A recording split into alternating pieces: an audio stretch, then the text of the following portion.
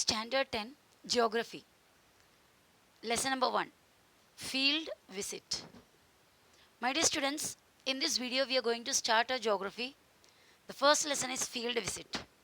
Actually ये lesson में हमें एक एग्जाम्पल दिया हुआ है फील्ड विजिट का. फील्ड विजिट क्या होता है? कोई एरिया में पर्सनली जाकर ऑब्जर्व करके उसके बारे में डिटेल्स कलेक्ट करना. क्योंकि ज्योग्राफी का जो स्टडीज़ होती है वो स्टडी सिर्फ टेक्स्ट बुक के थ्रू कंप्लीट नहीं होता. उसे कंप्लीट करने के लिए टेक्स्ट बुक का नॉलेज तो चाहिए ही चाहिए. साथ में जो क्वेश्चन उठते हैं हमारे दिमाग में जब टेक्स्ट बुक रीड करते वक्त, तो वो सभी क्वेश्चन का आंसर पर्सनली जाकर वो एरिया को ऑब्जर्व करके और एरिया को विजिट करके ऑब्जर्व करके और कुछ इम्पोर्टेंट इन्फॉर्मेशन कलेक्ट करके, इम्पोर्टेंट इमेजेस कलेक्ट करके जो रिपोर्ट बनाते हैं, उसके ज़रिए वो कंप्लीट होता है ज्योग्राफिकल स्टडीज़. तो ये जो फर्स्ट लेसन फील्ड विजिट हमें दिया हुआ, फील्ड विजिट का एक एग्जाम्पल है. हमें एक्चुअली ये क्वेश्चन से रिलेटेड कोई आंसर्स नहीं करनी है, लेसन से रिलेटेड कोई आंसर्स नहीं करनी है, पर ये लेसन के ज़रिए हमें ये बताने का कोशिश कर रहा है कि फील्ड विजिट का मतलब क्या होता है और फील्ड विजिट में क्या क्या चीज़ों का यूज़ किया जाता है और फील्ड विजिट में क्या क्या ऑब्जर्व किया जाता है और क्या क्या क्वेश्चंस हमें प्रिपेयर करना होता है. ये सब एक्चुअली ये फर्स्ट लेसन का, ये फील्ड विजिट नाम का लेसन का जो मेन एम से या ऑब्जेक्टिव से. Rahul is going on a field visit with his classmates and school teachers from Naldurg in Osmanabad district to Alibag in Raigad district. The school has engaged a special bus from state transport for this purpose. Rahul and his classmates have organized this visit under their teachers' guidance. Let's find out how the students are experiencing the changes occurring in the relief, soil, vegetation and human settlements as they travel from Naldurg to Alibag. तो यहाँ पर एक लड़के का नाम दिया हुआ है राहुल. वो अपने क्लासमेट्स के साथ और टीचर्स के हेल्प से, under the guidance of teachers, he is going for a field visit from Naldurg Osmanabad district में. कहाँ तक? रायगढ़ डिस्ट्रिक्ट के अलीबाग. और यहाँ पर हमें एक इनका एक्सपीरियंस दिखा रहा है अबाउट रिलीफ. रिलीफ क्या होता है ज्योग्राफी में? रिलीफ बोलेगा तो वर्टिकल या horizontal dimensions of the land surface. ज़मीन कितने स्लोपी है या फिर ज़मीन कितने ऊंचे हैं, ज़मीन का स्ट्रक्चर किस तरह कम ज़्यादा हुआ है, ऊंच नीच हुआ है. ये जो स्पेशल कैरेक्टरिस्टिक है उसको रिलीफ के ज़रिए, रिलीफ वर्ड से नोटिफाई किया जाता है. और ये एक एरिया, ये कोई भी जो एरिया विजिट करते हो एरिया का सोइल, मिट्टी किस तरह है, वेजिटेशन यानी प्लांट्स वहाँ पर कौन से हैं, and human settlement. Settlement means रहने का जगह, घर, इंसानों का घर. ये सब उन लोग ऑब्जर्व कर रहे हैं. Go through the following conversation between the teachers and the students. तो ये एक कॉन्वर्सेशन दिया हुआ है, एक वार्तालाप, एक बातचीत दिए हुए हैं बच्चों के और टीचर्स के बीच में. If you go through it we can get the idea of the field visit here. So यहाँ पर हमें जो इन लोग ट्रैवल किया हुआ रास्ता दिखा रहा है पूरे. यहाँ पर ये राइट साइड के नालदुर्ग से रेड कलर का लाइन दिखा रहा है, जो नालदुर्ग से ये लोग निकले हैं. ऐसे ऐसे जाते जाते किधर पहुँचा है? अलीबाग पहुँचा है. अलीबाग किधर है? अरेबियन सी के किनारे, बराबर. ये जो है ये पूरे अरेबियन सी है. ओके, तो महाराष्ट्र के ईस्ट साइड से निकलकर कहाँ पे पहुँचे? वेस्ट साइड में पहुँच गए हैं. तो ये काफ़ी लॉन्ग डिस्टेंस लोगों ने पार किए हैं. So before starting their conversations, some images are given here. Besides personal luggage and iCards, students are carrying these following items. हमारा लगेज यानी हमारे कपड़े या जो कोई भी एसेंशियल आइटम्स है उसके अलावा, और आई कार्ड के अलावा, आई कार्ड इसलिए क्योंकि हम कौन से एरिया से बिलोंग करते हैं, कौन से स्कूल से बिलोंग करते हैं. अगर हमें बीच में रास्ते में कोई प्रॉब्लम हो गया तो आई कार्ड के ज़रिए लोग हमारा हेल्प कर सकते हैं. तो इसके अलावा हमें और भी काफ़ी कुछ चीज़ें ले जानी होती है, जैसे कि ये देखो वाटर बॉटल है और पेन और बुक है।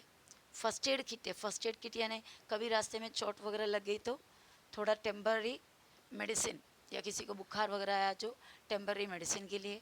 मैप चाहिए जो हमें रास्ता दिखाने के लिए, और बाइनोकुलर चाहिए, बाइनोकुलर हम दूर से चीज़ें देखने, camera to catch the images, and cap अगर वो एरिया जहाँ पे हम विजिट कर रहे हैं वो एरिया बहुत ही धूप है या तो उससे प्रोटेक्शन के लिए। Even sometimes we can get protection from the drizzle, छोटे से बारिश से भी। And compass means it is the direction, कोई एरिया का डायरेक्शन दिखाने के लिए काम आता है। Day first 6 hours means morning का 6 बजे। Teacher, dear students, now we have left Naldurg and are on our way to Solapur. We will have a breakfast at Solapur and lunch near Sinagad, Pune. Now all of you should observe both the sides along the roads and note down the observations in the notebook with reference to these points. तो teacher starting का instruction दे रहा है। They have left Naldurg and going towards Sinhagad Pune, और while going through the road they have to look both the sides of the roads and collect the observations regarding relief. I told you relief what it is. Water bodies यानी कौन से water bodies देखते हैं, जैसे कि lake है, river है, रिवलेट्स है। वेजिटेशन प्लांट्स, सोइल, एग्रीकल्चर खेती, दोनों तरफ देखो कि क्या क्या चीज़ों का खेती होती है। ह्यूमन सेटलमेंट्स, लोगों के घर। सेटलमेंट पैटर्न मीन्स किस तरीके का घर बने हुए हैं।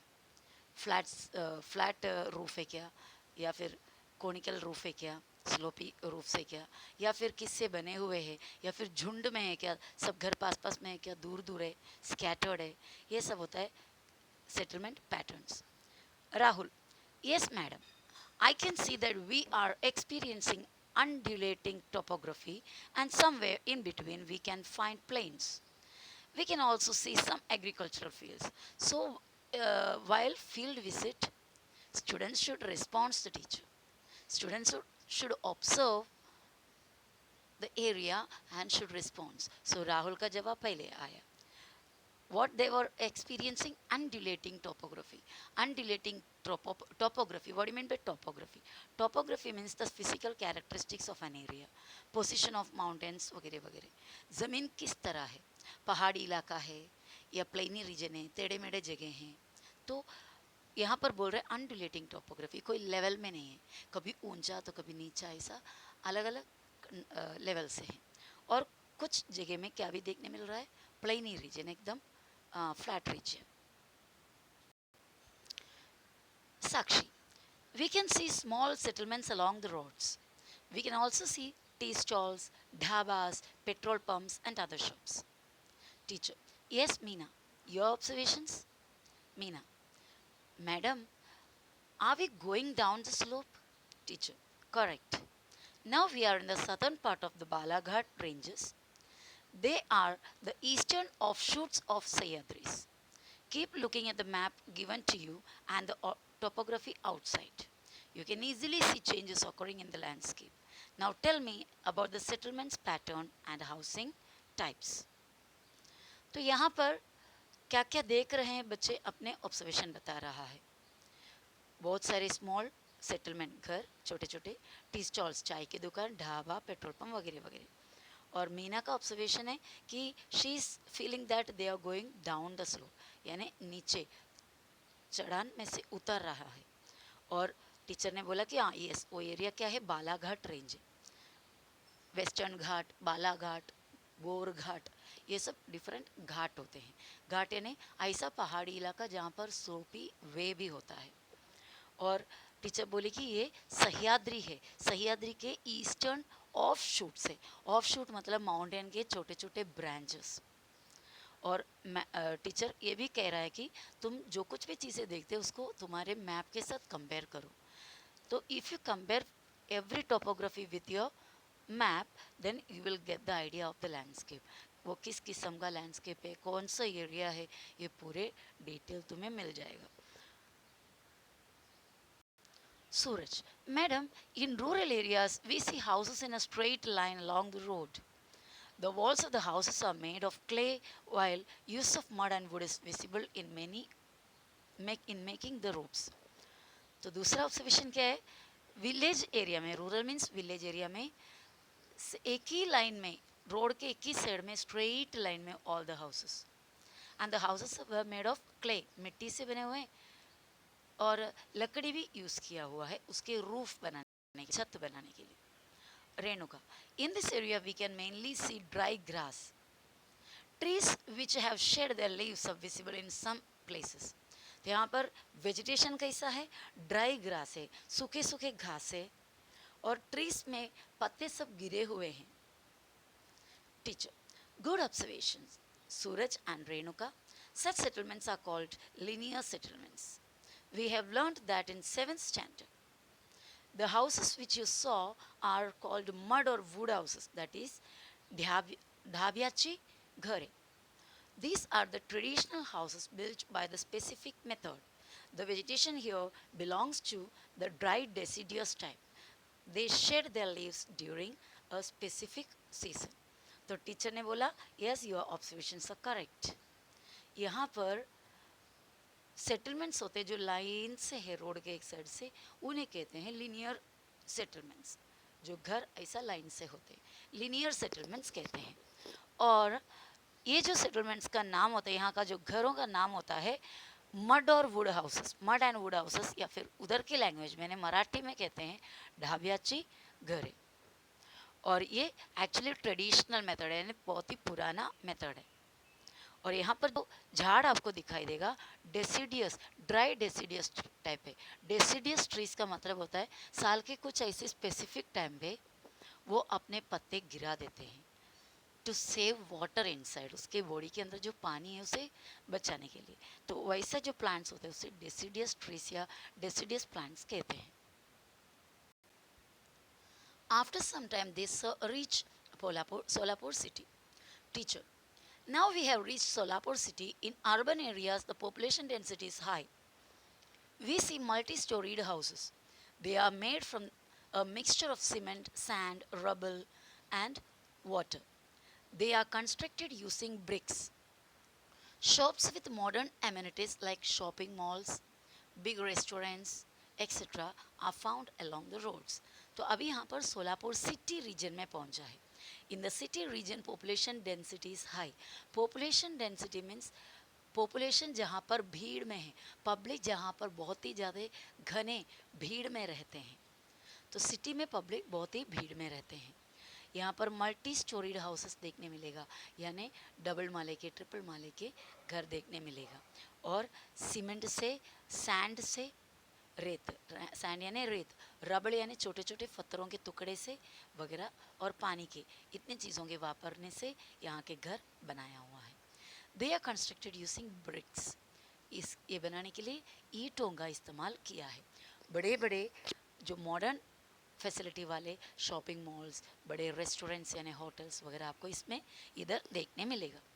Students started observing the distinctive characteristics of urban area. After some time, the teachers asked Rahul to distribute the breakfast packets among the students. They had their breakfast. तो यहाँ पर बच्चे लोगों ने यहाँ के डिस्टिंक्टिव यानी टोटली डिफरेंट कैरेक्टरिस्टिक्स देखने लगे. Okay, then they had their breakfast. Teacher, now we are crossing Solapur city. Dear students, see the cultivation around. What do you see? Observe and tell. Children observed on both the sides of the road and started writing down the observations in the notebook. This continued for a long time. So जैसे teacher ने बोला, आप दोनों तरफ देखो और cultivation यानी खेती क्या है वो चेक करो, ऑब्जर्व करो. Suddenly students started checking about the cultivation and started writing something according to the observations.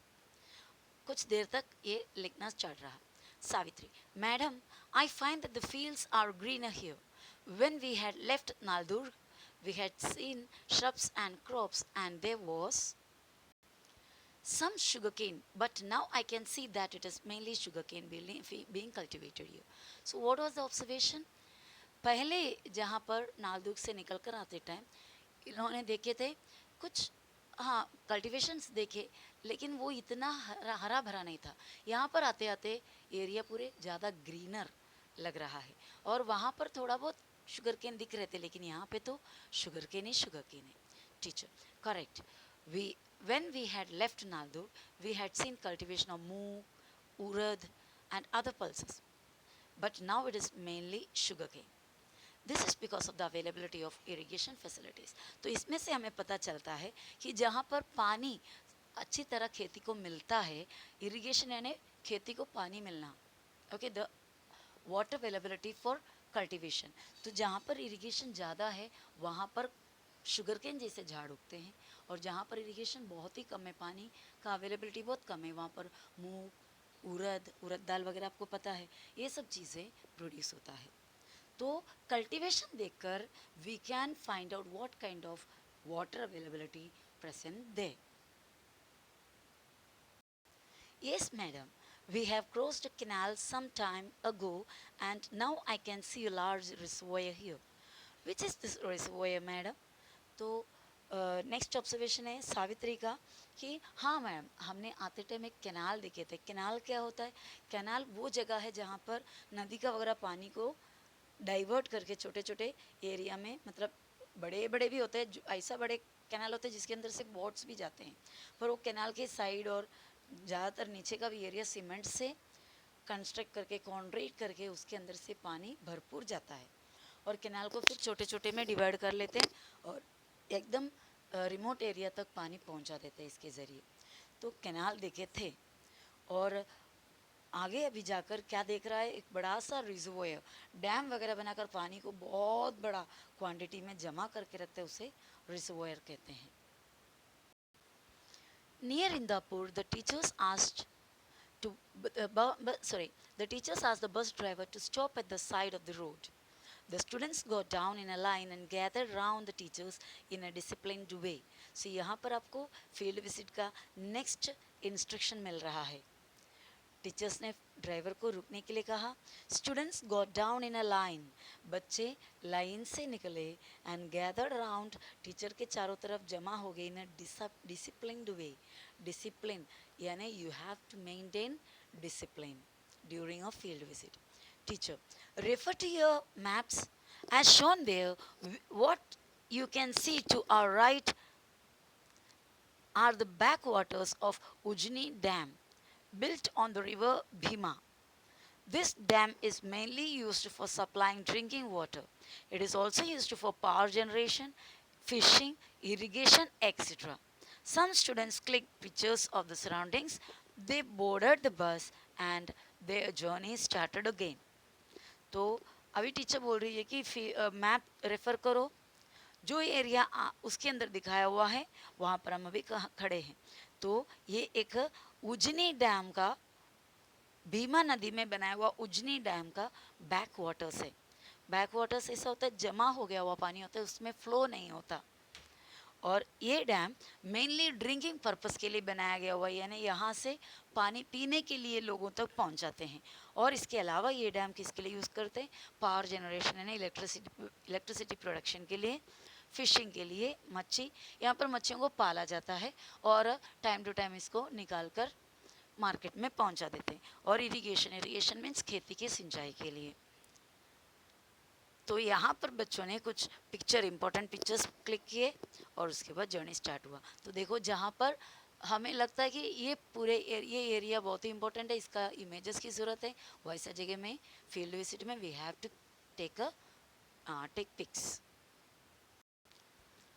So my dear students, I am stopping this video here, okay, and soon we'll come back with the next video and we'll continue the lesson.